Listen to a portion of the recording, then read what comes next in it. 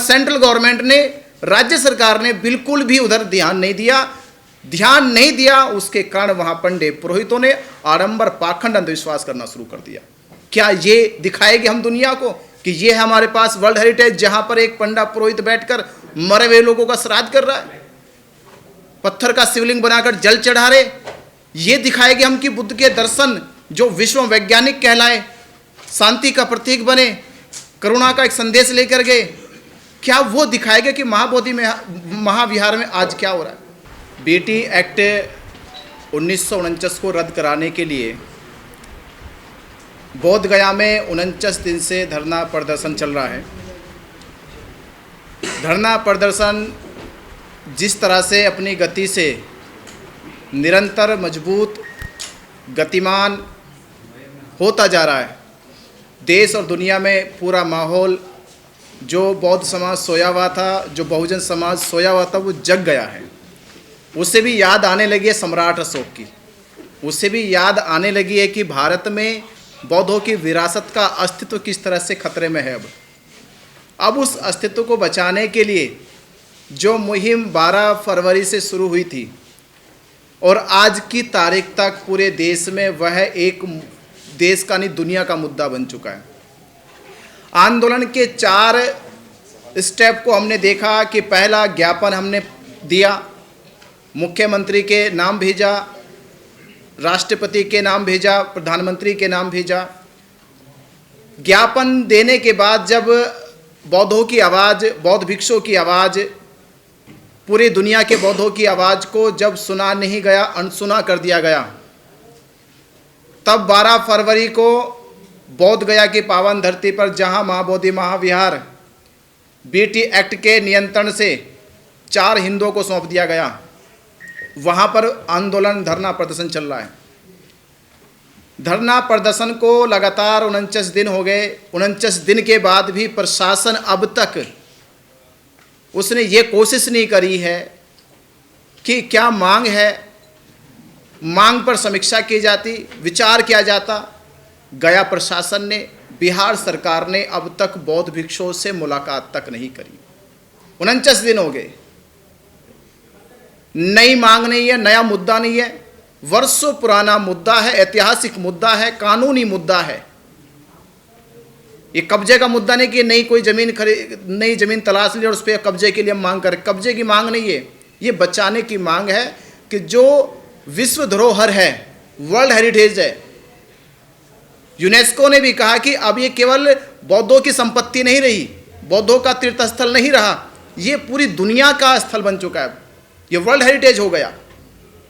World heritage होने के बाद केवल राज्य सरकार की जिम्मेदारी नहीं है, साथ साथ में केंद्र सरकार की भी पूरी जिम्मेदारी है कि केंद्र सरकार महाबोधि महाविहार के नियंत्रण को, उसकी सुरक्षा को, रक्षा को और उसकी गरिमा को देखे। पर सेंट्रल गवर्नमेंट ने, राज्य सरकार ने बिल्कुल भी उधर ध्यान नहीं दिया। उसके कारण वहां पंडे पुरोहितों ने आडंबर, पाखंड, अंधविश्वास करना शुरू कर दिया। क्या ये दिखाएगी हम दुनिया को कि ये है हमारे पास वर्ल्ड हेरिटेज, जहां पर एक पंडा पुरोहित बैठकर मरे हुए लोगों का श्राद्ध कर रहा है, पत्थर का शिवलिंग बनाकर जल चढ़ा रहे? ये दिखाएगी हम कि बुद्ध के दर्शन जो विश्व वैज्ञानिक कहलाए, शांति का प्रतीक बने, करुणा का एक संदेश लेकर गए, क्या वो दिखाएगा कि महाबोधि में, महाविहार में आज क्या हो रहा है? तो जब 49 दिनों के बाद भी सरकार के कानों तक हमारी बात नहीं पहुंची, तो आंदोलन के 2 और आगे के चरण है। जो तीसरा चरण होता है रथ यात्राएं निकालना, कि जहां हम धरना प्रदर्शन एक जगह पर रह के कर रहे थे और लोग हमें दूर दूर से सपोर्ट कर रहे थे, अब हम लोगों के पास जाएंगे, उनका हाथ पकड़कर उनके गांव से, उनके शहर से, उनके राज्य से लेकर बोध गया 12 मई तक पहुंचेंगे हम लोग। तो हमने 14 अप्रैल बाबा साहब डॉक्टर अंबेडकर जी के जन्म दिवस से दलित प्रेरणा स्थल नोएडा से रथ यात्रा, पद यात्रा शुरू करने जा रहे। रथ यात्रा, पद यात्रा का ये जो माहौल पूरे देश में बनेगा और पूरे देश के बौद्धों से, बहुजन समाज से ये अपील हम लोग करेंगे कि एक मुट्ठी अन्न लेकर मुक्ति का जन समर्थन अपना पेश करें, क्योंकि जब तक इस आंदोलन में बौद्धों की, बहुजन समाज के लोगों की भावनात्मक संबंध नहीं बनने के, नहीं जुड़ने के, तब तक हम बैठे बैठे केवल उधर देखते रहेंगे कि समाज कब आएगा। तो रथ यात्रा का अभियान शुरू करने की तैयारी हो चुकी है और ये रथ यात्रा का अभियान एक बड़े काफिले के साथ हम तैयारी कर रहे हैं कि 500 बौद्ध भिक्षु इस रथ यात्रा में चले गए। धीरे धीरे बोध गया तक पहुंचते पहुंचते 12 मई तक, बुद्ध पूर्णिमा तक हजारों बौद्ध भिक्षु एक बड़े काफिले के साथ 12 मई बुद्ध पूर्णिमा तक बोध गया पहुंचेंगे। और हमारी एक यात्रा नहीं है, जिस तरह से अभी हमने पिछली कॉन्फ्रेंस में कहा कि हम 14 अप्रैल से यात्रा शुरू करेंगे, तो अभी मुझे जानकारी हो रही कि महाराष्ट्र से भी यात्रा शुरू की जाएगी बंते जी के द्वारा, छत्तीसगढ़ से भी शुरू की जाएगी, फिर उधर गुजरात से भी शुरू की जाएगी। तो हमने देखा कि यात्रा तो ऐसा होगा कि बोध गया 12 मई तक देश के हर एक स्टेट से रथ यात्राएं, पद यात्राएं आनी शुरू हो जाएगी। और देखते देखते जो हमने हमारे एक राहुल नागपाल जी ने मुझे बहुत अच्छी बात पिछले हमने इंटरव्यू में कहा कि 12 मई को 12 लाख लोग पहुंच जाए। तो 12 मई का 12 लाख लोगों का जो बौद्ध उपासकों का, बहुजन समाज के लोगों का एक टारगेट हो जाए कि 12 मई को 12 लाख लोग बौद्ध पूर्णिमा पे बोध गया पहुंच जाए। तो ये तीसरा हमारा जो चरण होगा कि पूरे देश में रथ यात्राएं निकाली जाए।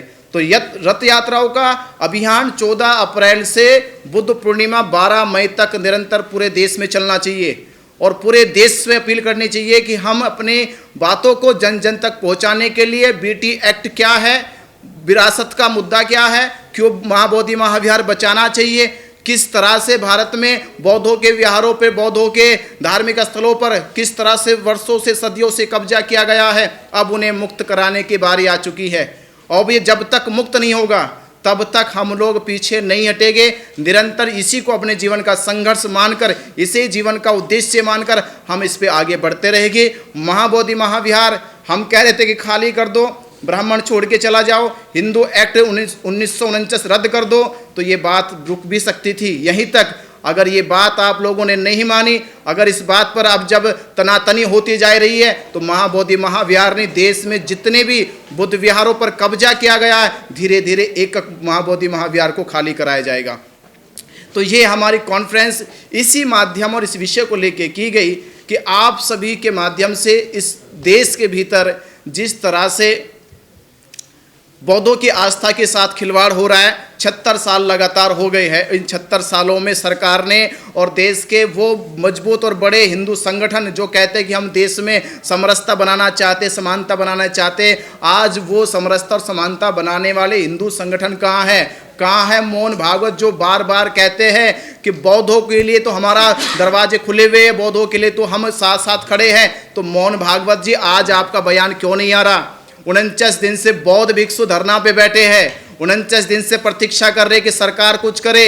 देश के वो जो बड़े संगठन है, आरएसएस है, जो बार बार बुद्ध का नाम लेकर दुनिया में अपने आप को जो सम्मान पाने का जो काम करते हैं, तो कुछ सम्मान यहाँ बौद्ध भिक्षुओं को भी मिलना चाहिए, बौद्ध उपासकों को भी मिलना चाहिए, बौद्ध अनुयायियों को भी मिलना चाहिए। और आप लोगों को सबसे पहले पहल करनी चाहिए, क्योंकि आप लोग ही कहते आ रहे कि भारत में जब तक बुद्ध रहेंगे तब तक भारत रहेगा।